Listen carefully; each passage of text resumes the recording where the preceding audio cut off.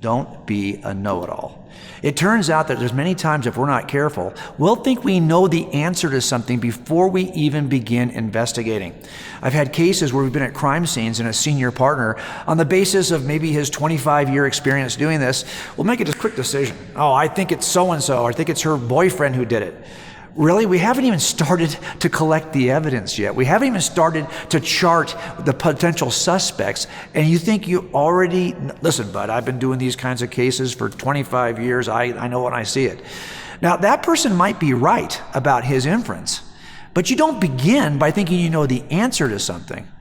If you do, you're liable to Now, as it turns out, I had a case like this where we spent a whole week trying to find the boyfriend. It wasn't even the boyfriend. It was a brother involved.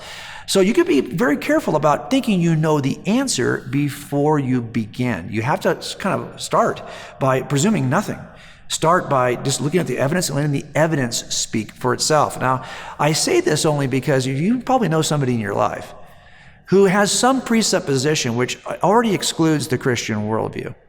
Maybe there's somebody, for example, who says, well, look, unless you can demonstrate something with science, I can't believe it. Well, that's a presupposition they're beginning with that might color the way they're looking at evidence. It might exclude certain approaches to evidence. They might say, well, I don't believe in anything supernatural. So whatever you're going to say about Christianity, you cannot include anything supernatural because I reject the supernatural. Really? Well, we're making a case to determine if something supernatural occurred in the first century. If you're trying to investigate that, you can't begin by thinking you know that nothing supernatural ever occurs. We're all going to have to take our presuppositions and suspend them, at least for a season, so we can look at the evidence fairly. If you're not willing to do that, don't be surprised if you won't come to the right conclusion. And help your friends, help your own kids, help yourself to try to resist the temptation to think you already know the answer. Be fair, be open-minded, and be diligent. Now, I want to give you also another way of inferring to the most reasonable explanation. It's something we call abductive reasoning. But before I begin to explain it, let me make sure you understand there's a huge distinction between what's possible and what's reasonable. As an investigator, I don't even care about what's possible. Anything and everything's possible. It's possible that you're not even watching this right now. It's possible you're just dreaming all of this, that you're in a matrix kind of world in which you haven't taken the pill yet to know that you're still in the matrix. That's possible, but it's not reasonable. The standard of proof is not beyond a possible doubt in criminal trials. Why? Because you could never prove anything beyond a possible doubt. Nothing. You could prove beyond it. I could always raise some possible doubt, as ridiculous as it may be. The standard is not possible doubt, it's actually reasonable doubt. It's a little bit lower, because what we care about is the most reasonable inference from evidence. Now let me tell you how you get to the most reasonable inference from evidence. It's called abductive reasoning, but it's really also known as inferring to the most reasonable explanation. And we do this at every call-out, every crime scene. Because sometimes we get there and there's somebody dead, but it may not be a crime. There are 4 ways to die. Only one of them is criminal. We're trying to figure out, is this a natural? Is this an accidental death? Is this a suicide? Or is this a homicide? If it's a homicide, that changes everything. And our entire team is going to get involved trying to solve that. But when you get there, you've got to make a decision. Which kind of scene is it? Well, how do you make that kind of decision? Well, we use abductive reasoning. Now, what that involves is making 2 lists that begin with E. A list of evidences. All the evidence we see in the room. A list of explanations, ways to explain the evidence in the room. Let me give you an example from a death scene, for example. Okay, we make a list. We've got some dead guy on the ground. You'll see this in your participants guide.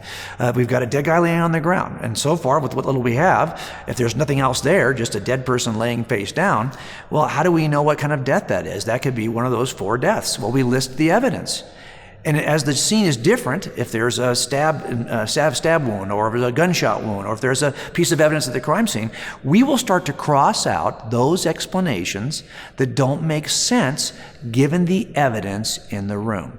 Pretty simple approach. Could you use that approach to examine Christianity? Well, I think you could. As a matter of fact, I used it as a new Christian or a new investigator of Christianity to really understand the evidence for the resurrection. Now think about that. We've got a crime scene, an empty tomb, and we have to determine what's the best explanation for it. So let's make a list of the evidences in the room. I'll give you the simplest evidences that even the most skeptical scholars, for the most part, to a certain level of certainty will agree on. 70% or so would say this. Even as unbelievers, they would say, well, okay, so Jesus lived, and he was crucified, and he died on that cross and was buried. Okay, that's a pretty simple claim. Doesn't mean the resurrection is true. Doesn't mean Christianity is true.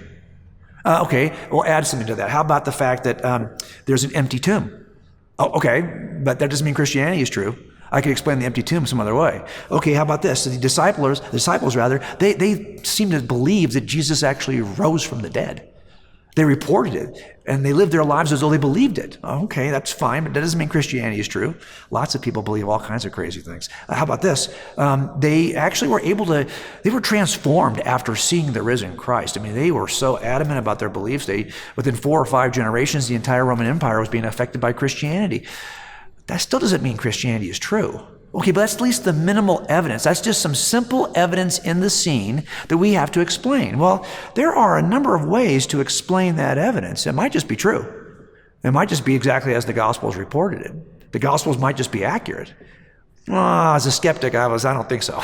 There's got to be another way to explain this. For example, maybe he didn't really die on the cross. If Jesus was only badly injured and passed out, you wouldn't need a resurrection. You could actually, it's just a resuscitation.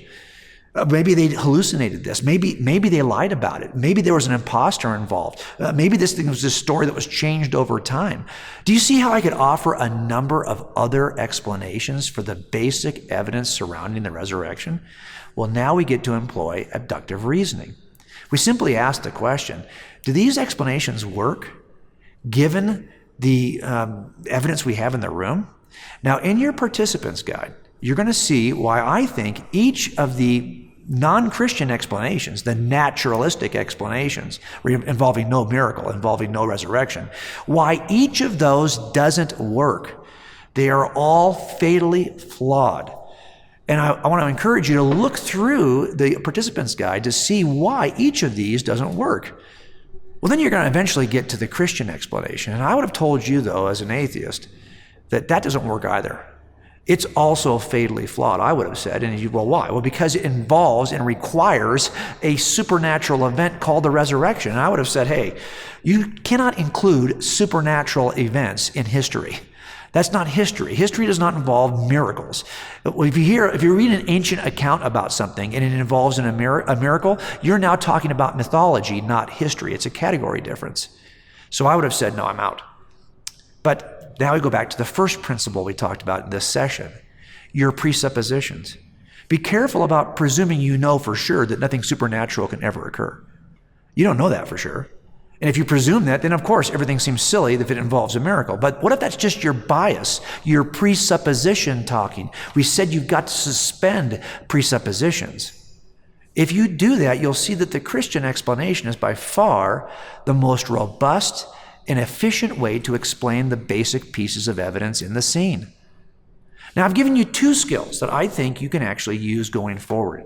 Presuppositions, making sure you don't have any of those, and 2, using abductive reasoning. Now, we actually have these call-out bags. These are bags that we use.